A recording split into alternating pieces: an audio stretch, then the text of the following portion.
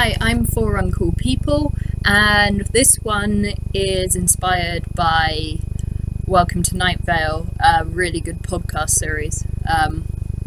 So this is called Nightvale Avenue, and I'm not going to read the whole episode. So here goes.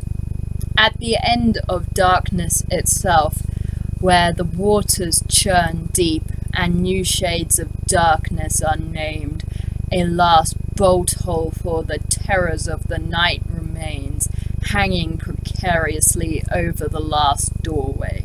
Enter Nightvale Avenue. Attention all citizens of Nightvale Avenue. It is your hour sun warning broadcast. You are all to return home and crowd around your radios. No one is to be outside. Anyone found outside, of course, will be swallowed whole by the Cthulhu. For their own safety, we remind you that the Cthulhu is risking his own life to provide this service each dawn, and should you meet him in the night, do stop, wish him a good night, and thank him profusely.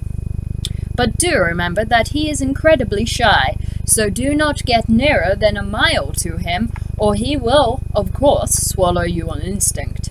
It is advised, therefore, that you shout your appreciation to him over that mile. Then continue with your night. Now, to business. First on this dawn's agenda is that a newcomer has appeared in my pub. He is all skin and bones, and, just like all newcomers, has no name as of yet. So tonight's naming ceremony will take place for him. Very exciting stuff, citizens. Very exciting. I just love naming ceremonies, don't you? I'm sure we all remember our own naming ceremony, and those of the chosen citizens who have been lucky enough to pass Ninth Gate. We all just dream of that peaceful day when we get to be dragged over the waterfall by heavy clanking chains, screaming as life leaves us. Hang on, citizens. There is a cloaked figure at the bar waiting to be served.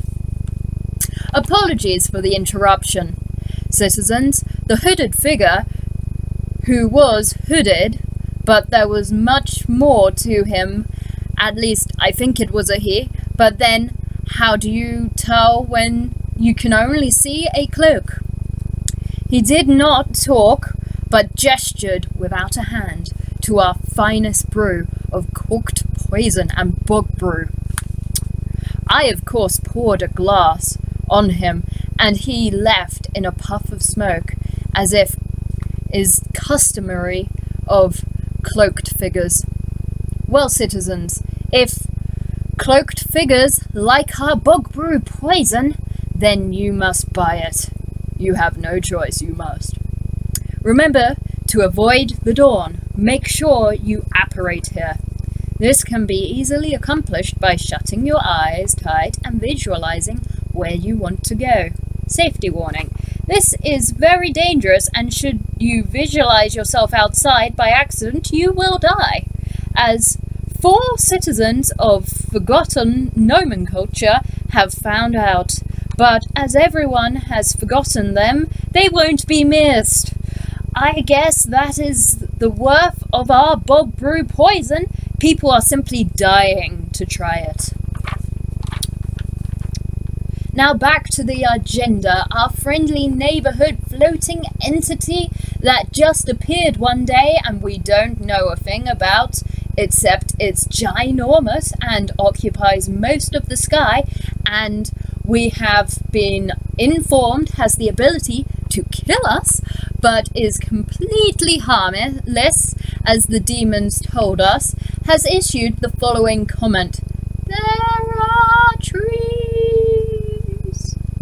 But, as the demons tell us, trees are a myth, and anyway, the floating entity cannot speak, making its comment null and void. And now, an urgent warning to all citizens. A new grocery has opened this dawn. That is to say, we have never had a grocery before. So it is Ninth Gate Avenue's first grocery, and it more appeared rather than opened. Definitions aside, the following information is of utmost importance. Should all good citizens wish to meet their deserved end by passing through Ninth Gate, they must not eat the food. The food, as all food smuggled into Ninth Gate Avenue, is a ploy by the Fae to distract citizens from their rightful fate. We will not crack, we will stand firm, and like always, never surrender to the Fae, who we have had a war with for centuries. So that's the first bit done. I don't know when I'm going to be reading more, but yeah, please like if you liked it and you want to hear more. I hope you enjoyed. Thanks.